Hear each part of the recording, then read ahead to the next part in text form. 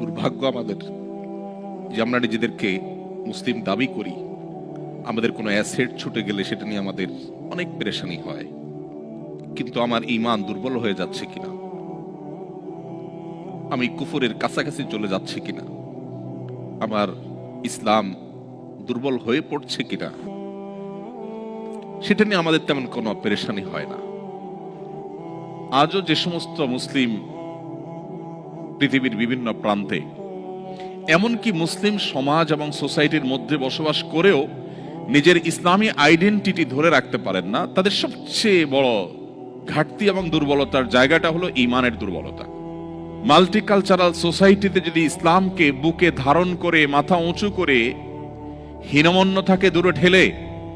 আপনি যদি আপনার দ্বীনকে নিয়ে আপনি প্রাউড করেন, আপনি যদি একজন ভালো এবং আদর্শ মুসলিম হিসেবে নিজেকে আপনি উপস্থাপন করতে পারেন, আপনার ফ্যামিলিকে যদি আপনি গড়ে তুলতে পারেন, সন্দেহাতীতভাবে এটা বহুমুখী চ্যালেঞ্জিং। প্রতিকূল পরিবেশে নিজের ঈমানকে, মুসলিম আইডেন্টিটিকে যদি কেউ উঁচু করে